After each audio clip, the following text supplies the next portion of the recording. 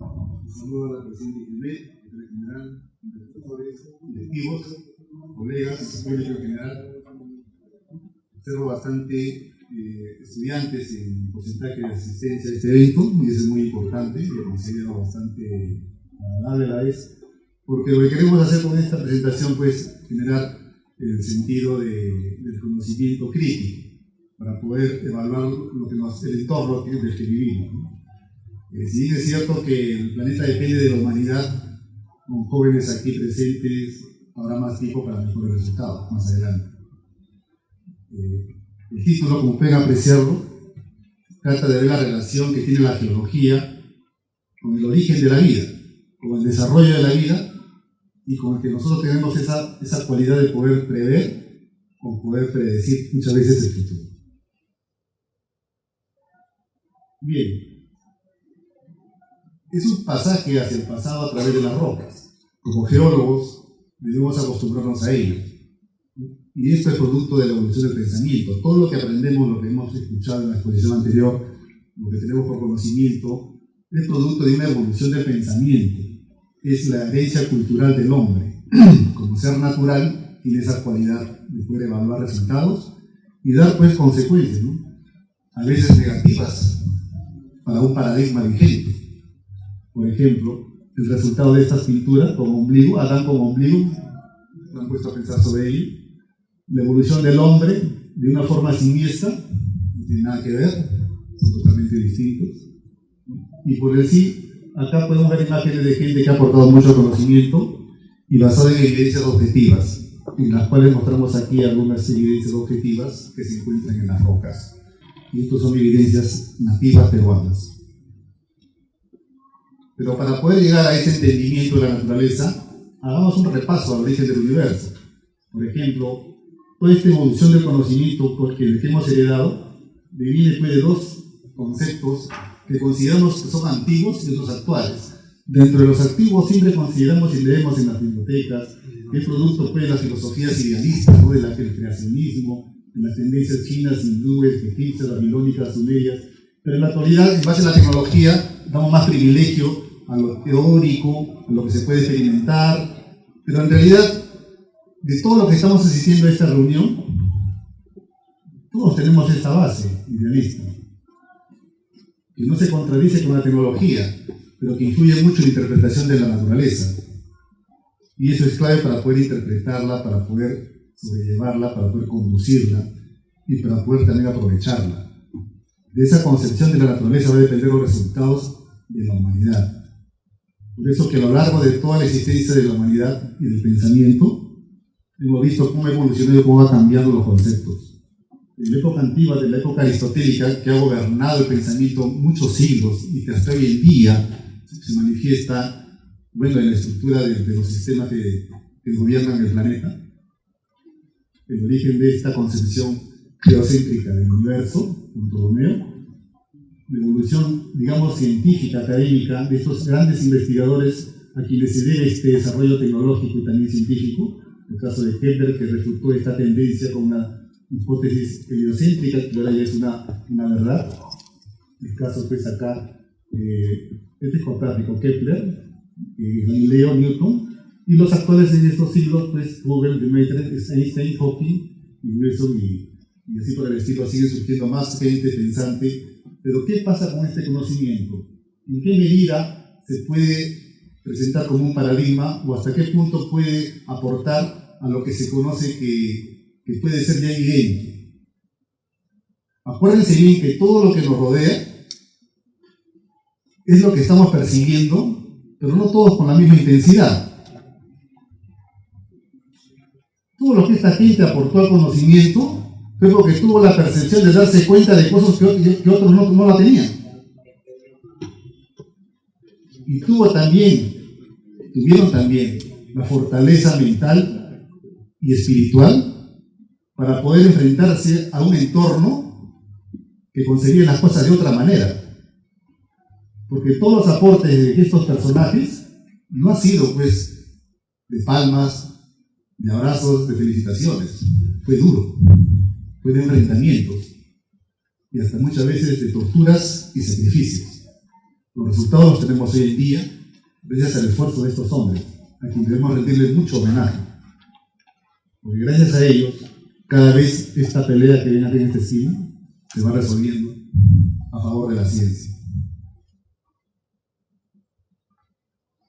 Por eso, hagamos un inicio de exploración a la gran explosión, que es una hipótesis de trabajo, pero buena la explicación que tenemos valederas hoy en día, ¿no? Del Big Bang, en el cual es una teoría cosmológica, ¿no? Aceptada actualmente por gran mayoría, que inicia pues como una explosión primitiva de un conjunto de elementos que existían en un tiempo que no se sabe cuándo.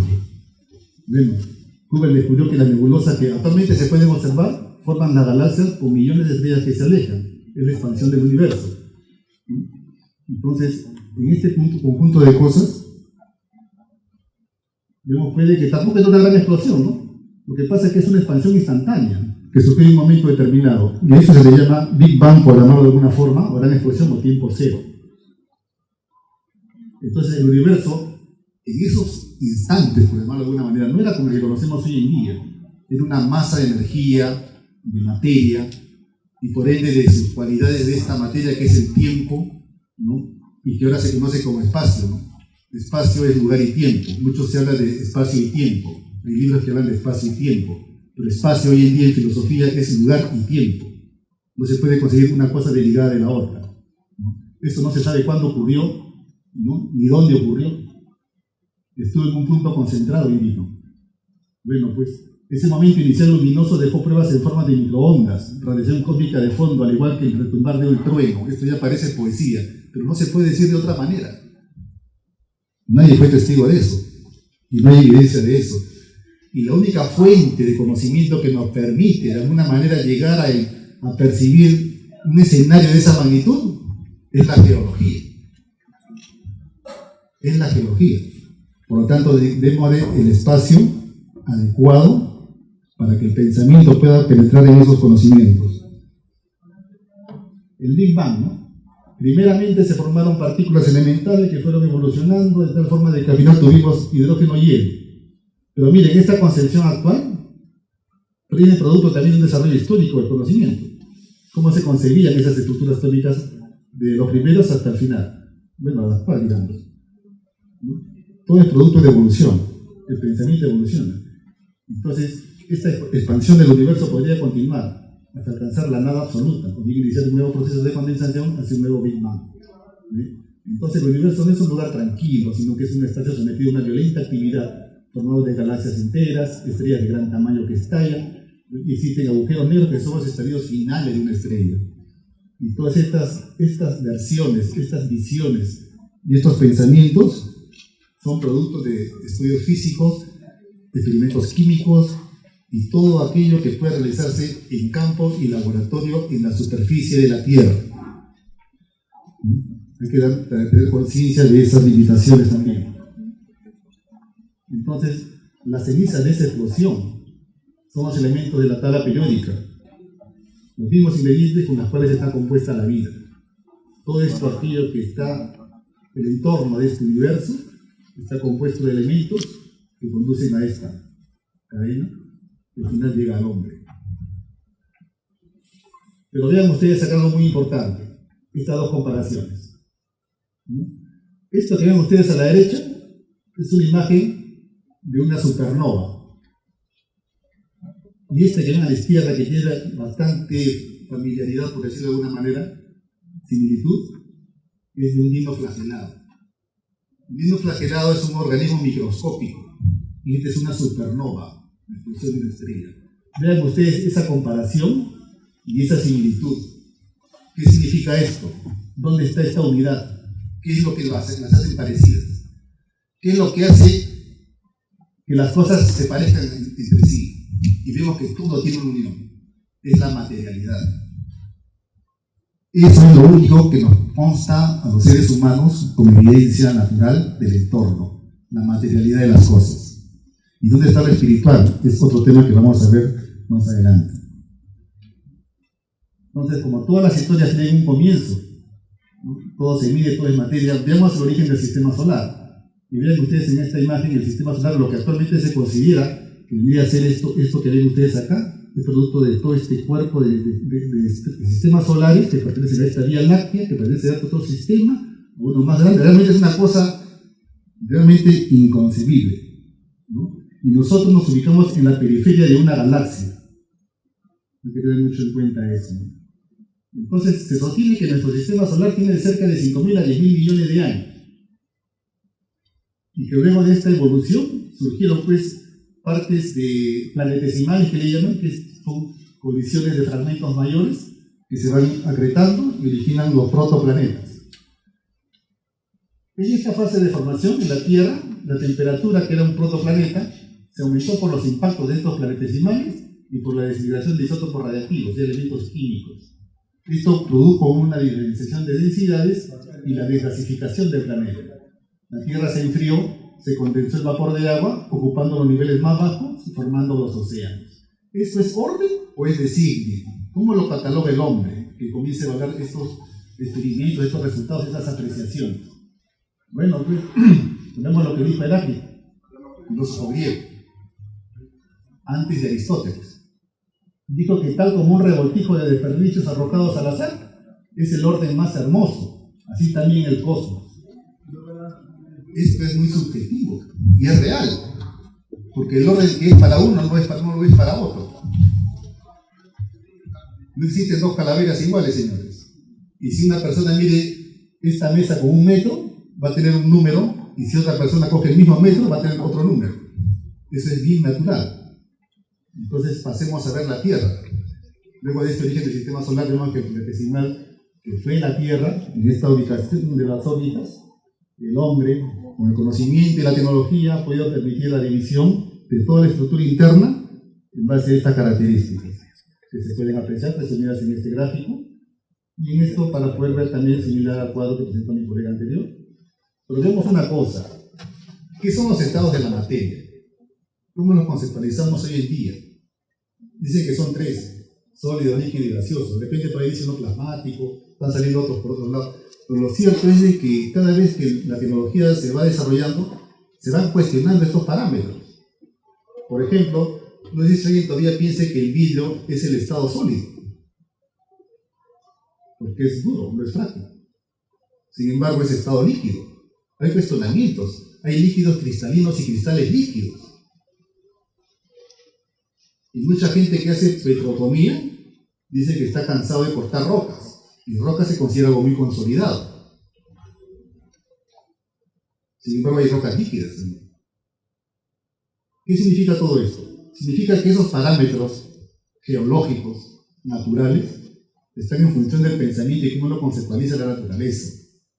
Y un desarrollo histórico. Todo lo que conocemos en los libros hoy en día es producto de una evolución de paradigmas. Se habla de la deriva continental, crónica de placas, lo tocaremos después. Pero para este caso, nosotros que conocemos en alguna forma la geología de nuestros sectores, y hemos visto por experiencia algunas limitaciones de la conceptualización de los estados de la materia, y en general los físicos la tienen. Se conoce y se discute mucho sobre eso en la superficie. ¿Qué podemos decir del fondo? Del centro de la Tierra, ¿en qué estado se encuentra? Y tenemos discrepancias en la superficie. ¿Qué podemos opinar de más adentro? Son 6.000 kilómetros. Y la evidencia de ello es lo que pasó en la península de Kola, cuando se perforó en ese entonces pues, el más profundo de la Tierra, el pozo más profundo, que llegó hasta cerca de 12 kilómetros de profundidad. Se dijo que vamos a atravesar la discontinuidad de Conrad. Así es. Y todos estaban a la expectativa cuando se llega a esa profundidad, aproximadamente creo que eran como 10 kilómetros. 10 kilómetros de profundidad se debe encontrarse en la discontinuidad de Conrad. Quiere decir esto que vamos a pasar del blanco al negro. O sea, del granito al basalto. Qué interesante. Todos esperando un momento. Llegaron 8.000 kilómetros. 8 kilómetros. Granito, granito, granito. Pasaron los kilómetros y seguía siendo granito. ¿Qué pasó con la discontinuidad de Conrad? Simplemente no había. Seguía la misma roca. Pero ya nos habían vendido esa imagen de esa discontinuidad graficada.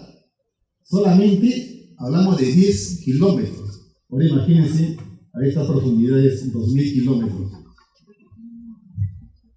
Tenemos la oportunidad de por lo menos cuestionar alguna metodología, alguna interpretación, y no tomarlo como una evidencia, digamos, casi bíblica, ¿no? Y que con fe tenemos que creer todo esto que está acá. Preparémonos para lo que se viene. ¿Por qué? Porque la humanidad avanza en sobresaltos. Hay que decir las cosas. Y esto va dirigido más a los estudiantes. Las cosas que conocemos como evidencia física, tenemos que cuestionarla porque hay muchas limitaciones para ello. Entonces, en este caso vamos a nosotros a seguir el inicio de esta Tierra primitiva. Hace aproximadamente 4.600 millones de años que la Tierra era un lugar sin vida.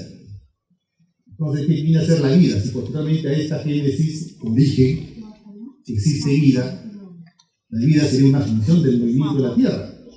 Y no solamente un movimiento inquieto de sismos o volcanes, sino también de movimientos a escalas menores, ¿no?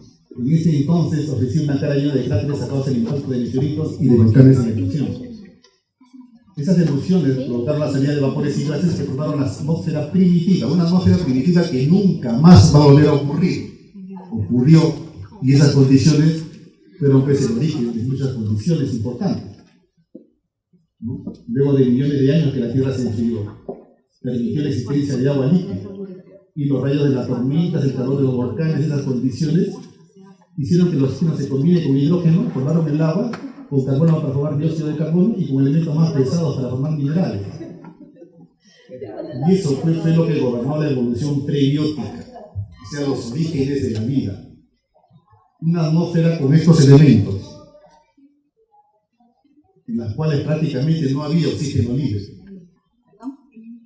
Y bueno, pues lo que dijo Parín en 1930, la vida es el resultado de un proceso evolutivo de progresión y complejificación de la materia. Sin haberlo experimentado, lanzó varias hipótesis de los coacervados, por ejemplo, ¿no? De cómo pudo haber sido la vida prebiótica, pero que posteriormente Stanley Miller lo pudo comprobar en laboratorio y generando ciertas condiciones similares a las que la Tierra tenía en sus inicios, pudo convertir y aparecer moléculas complejas de aminoácidos. Esa es una evidencia de laboratorio que permitió pues aceptar la hipótesis de Oparín como valederas, y son las que hasta ahora se mantienen para explicarnos el origen de la vida. Entonces es una evolución entre la parte química y la parte biológica, y esas moléculas orgánicas son sistemas precelulares que fueron evolucionando, ¿no? Hasta formar pues las primeras células, donde la atmósfera también carecía de oxígeno, porque si hubiera existido oxígeno, las moléculas se hubieran oxidado, esenciales para la vida. Entonces, las primeras productoras de oxígeno fueron las cianobacterias. Actualmente se les conoce estas como productoras de oxígeno. Y bueno, pues, se ha encontrado también fosilizado, con estas fotos que pueden apreciar ahí. Y no desconozcamos tampoco lo que es la fotosíntesis, porque justamente ahí ya se debe el origen de este tipo de elementos. Y esta fotosíntesis, pues, se supone, como hipótesis de este trabajo, que fueron las que influyeron en este tipo de material que se ha encontrado como las rocas más antiguas del planeta Tierra. La evidencia de roca más antigua la tenemos en Groenlandia, donde se han encontrado pues evidencias de niveles estratiformes de óxidos de fierro. Ese óxido supone una oxidación. ¿Y esa oxidación de dónde vino? ¿Quién la produjo? Se habla de efectos de fotosintéticos. Son hipótesis de trabajo, pero más no podemos llegar. Estas son las evidencias más antiguas de rocas que tenemos en el planeta. Entonces, ese metabolismo aeróbico surgió en respuesta a la crisis de oxígeno. ¿Qué quiere decir esto? Que hasta esos niveles de organización celular, el medio geográfico y las condiciones geológicas condicionan ese desarrollo y esa adaptación al medio. Entonces luego surgieron los organismos eucariotas. ¿Qué significan esto? Células con núcleo, que son las que conocemos, y que tenemos las animales y las vegetales. Se diferencia una de la otra en que esta tiene cloroplastos. Pero ese es el hecho. Y luego sí surgen los primeros organismos pluricelulares, los acritarcos. Y los animales de Yacara que tenemos como evidencia de ser los primeros invertebrados del planeta, con una especie de medusas que se han encontrado fosilizadas y que se ha reconstruido de esta manera, como puede haber sido su medio de vida. O sea, siempre relacionando la vida con su medio, con su entorno. Y eso es muy importante porque este medio, este entorno, nos da la interpretación del geólogo con las evidencias que tiene en la corteza terrestre.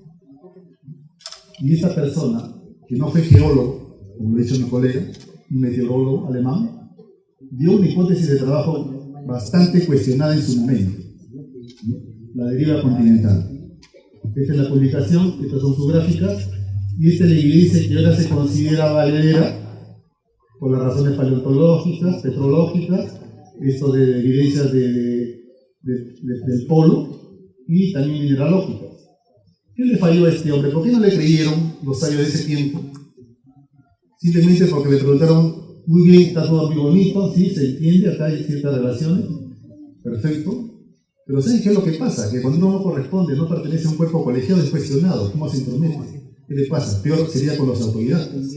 Y eso ha pasado en nuestro medio también, ¿no?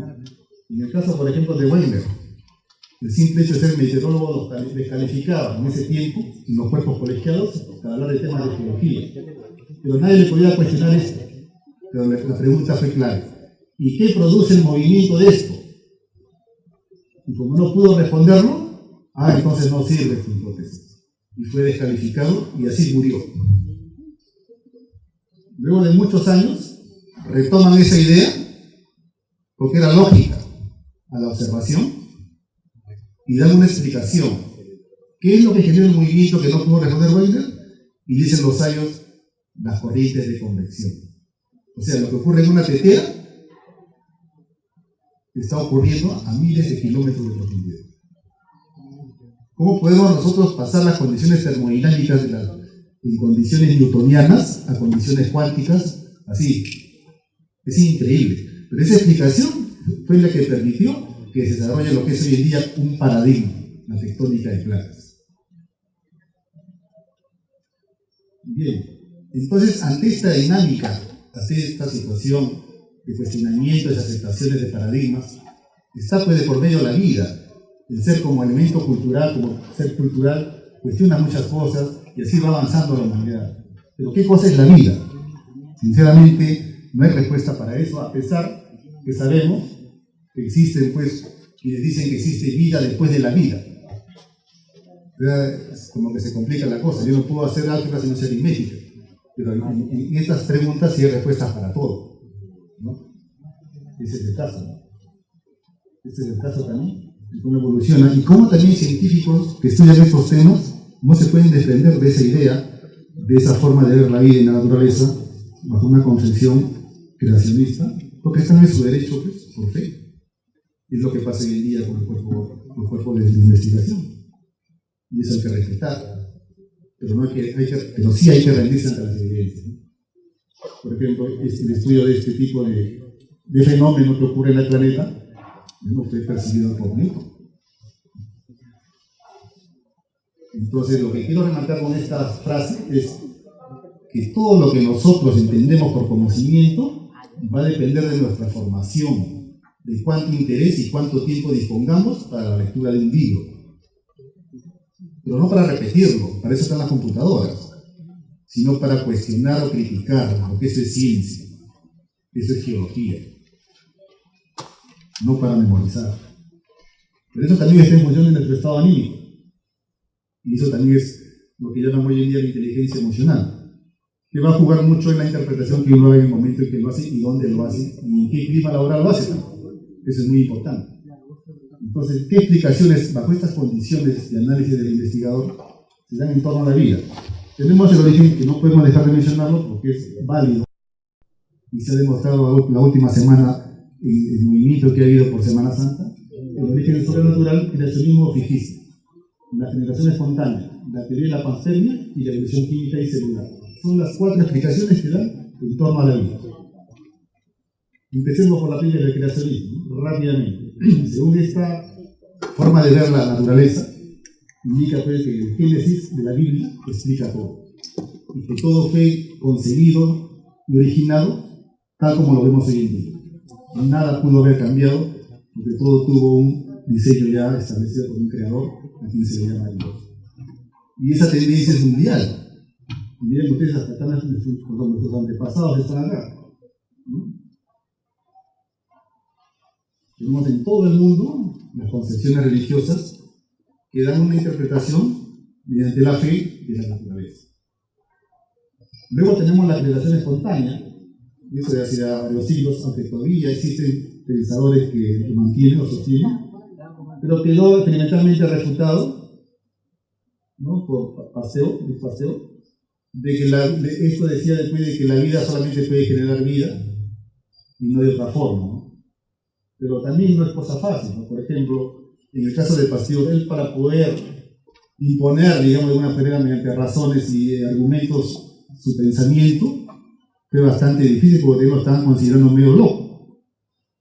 Peor aún fue cuando tuvo que hacer una operación en la clínica donde estaba trabajando y él fue con una mascarilla y con guantes, porque en esa época los doctores operaban sin guantes, sin mascarilla, porque no sabían que existían los microorganismos, no se sabía qué producían las enfermedades. Y entra ese señor a la sala de emergencia con guantes y con mascarilla y dice que tiene, está loco. Pero él sabía de la existencia de los microorganismos. Hoy en día el que no lo hace es el que está loco. Se invierten las cosas. Son paradigmas. Entonces también tenemos el origen cósmico de la vida, la que sostiene pues esta persona de que la vida procede de otras galaxias, evidencia por ejemplo este meteorito. Hay muchos que se afilian a ese tipo de tendencia también, de que no pudo haber una génesis aquí propia de la Tierra, sino que vino por un impacto meteorítico u otro fenómeno extraterrestre, ¿no? Evidencia de esto, por ejemplo, digamos, que son cosas que desconocemos, ¿no? Pero acá se ha podido fotografiar hoy en día en el piso submarino en el Océano Pacífico este tipo de ventanas hidrotermales, ¿no?, que producen este tipo de elementos donde se consideraba que no podía existir vida. Sin embargo, se ha encontrado este tipo de gusano y dentro de ello, como endobionte, se ha encontrado este tipo de bacterias. Recuerdo mucho cuando se decía que en Lima, ya hace más o menos 20 años, como pasa el tiempo, cuando uno abría el caño de su casa y el agua que salía estaba contaminada, con olor fecal inclusive. No sé si se acordarán ustedes ese día de grises, digamos así, de la época, que se había inundado de fecales. Salieron los biólogos a hablar por televisión, que ya sí está subsanado, pero por seguridad hagan hervir agua 30 minutos y mueren todas las bacterias. Y la gente de televisión hace caso a lo que supuestamente sabe y hace lo dicho, pero vieron muchos fenómenos diarreicos, ¿no? Porque hay bacterias que soportan esas temperaturas. Y acá estamos viendo una evidencia de ello. La evolución química y celular. Esta teoría de la evolución química y celular mantiene que la vida surgió a partir de materia inerte en condiciones en la Tierra muy distintas a las actuales. Bueno, digo teoría porque ya después de hacer hipótesis.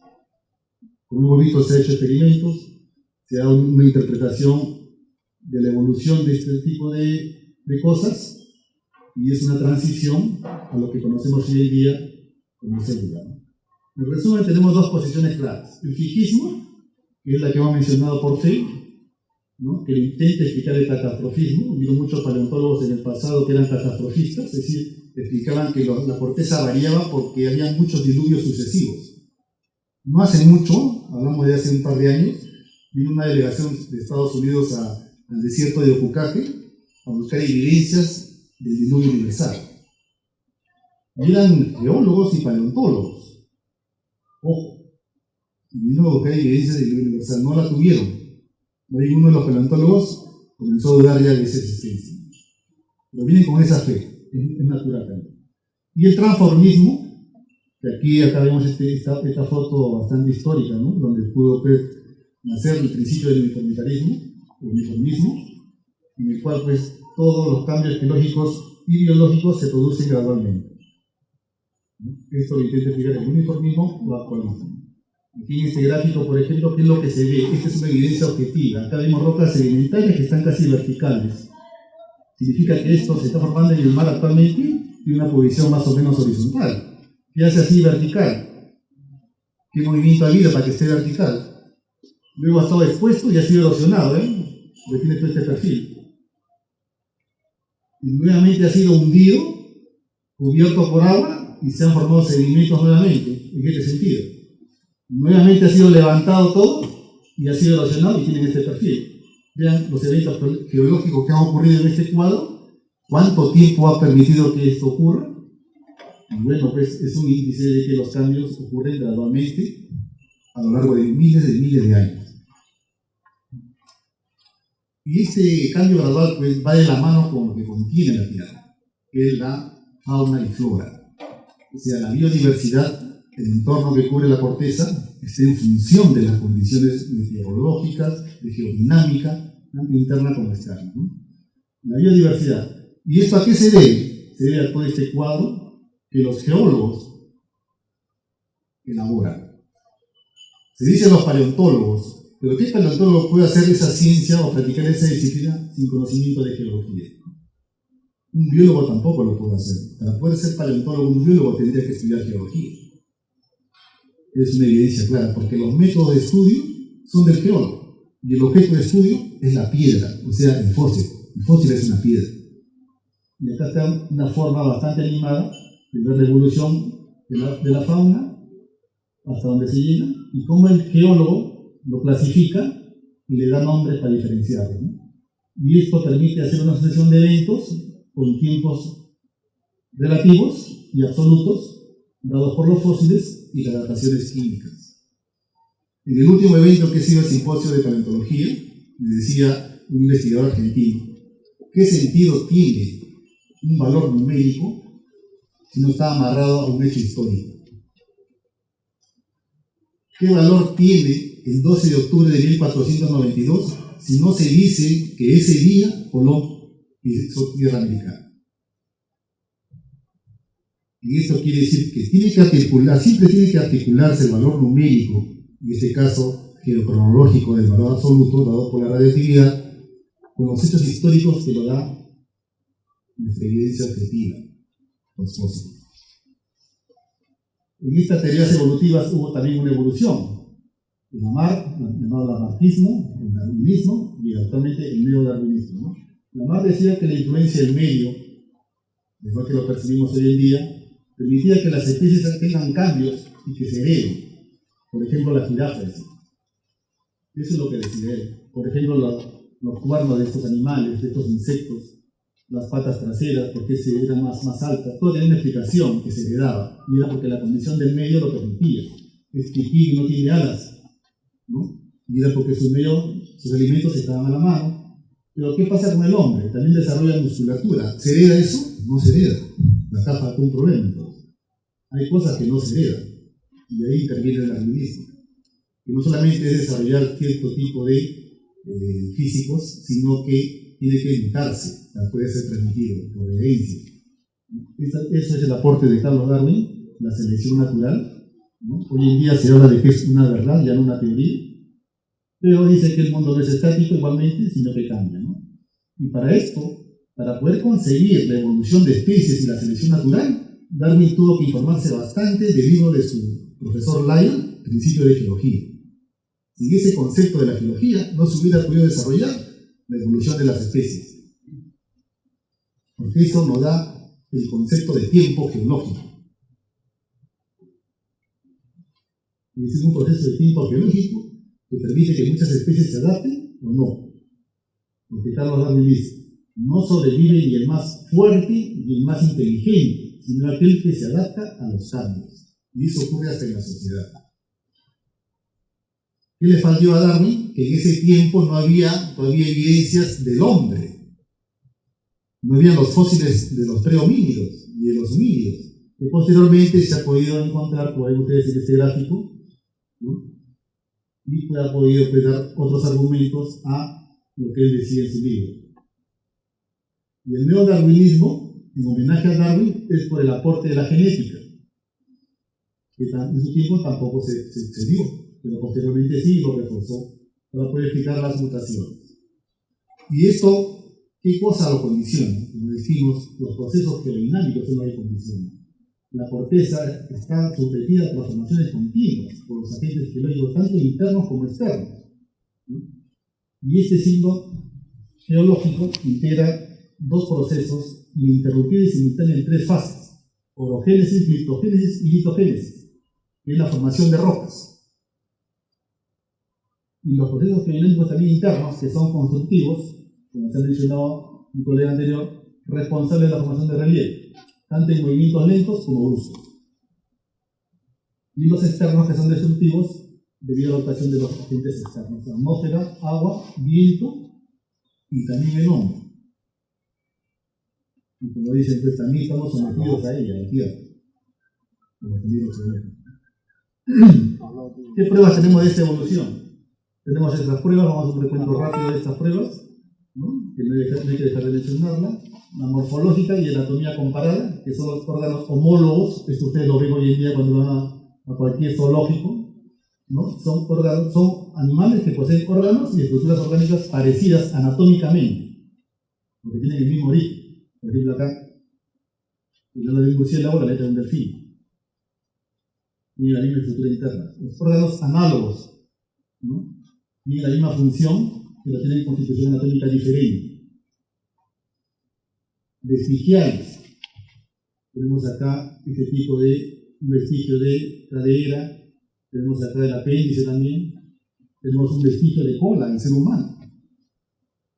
Lo que yo me pregunto es, ¿por qué se nos tuvo que desaparecer si es importante la cola? Si la tuviéramos, ¿qué no haría?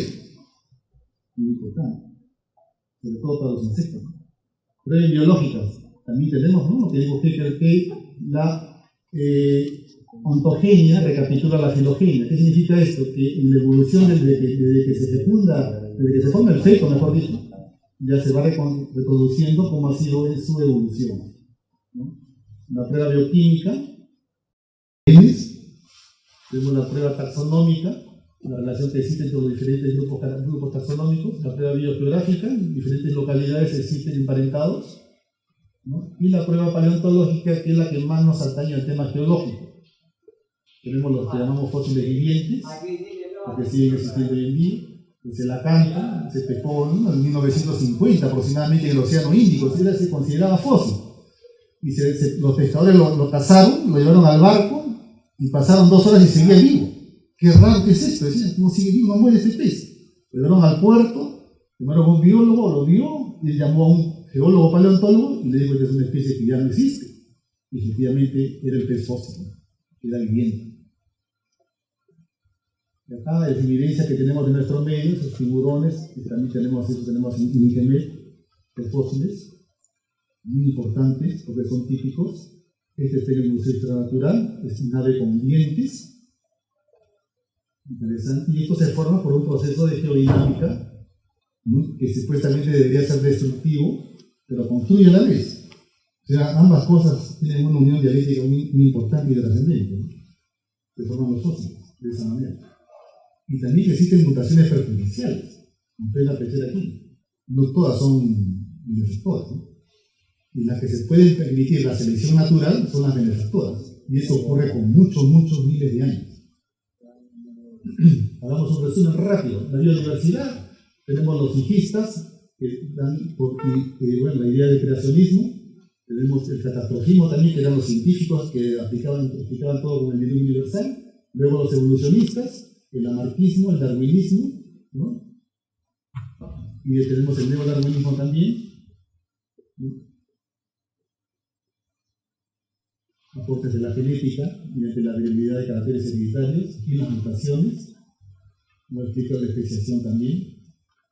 Y bueno, pues tenemos la prueba, ¿no? Que son las que acabamos de mencionar. Y todas están gobernadas por el medio geológico, por el entorno, por el ambiente, por el dominio, que son cosas diferentes. Se habla de cuando recién se fundó el Ministerio de Ambiente, los periodistas le preguntaban al ministro de Medio Ambiente, y él aclaraba, no es medio ambiente, es ambiente. Por eso los geólogos deben tener claro que por qué medio ambiente. La palabra es ambiente, medio para geología, medio es otra cosa.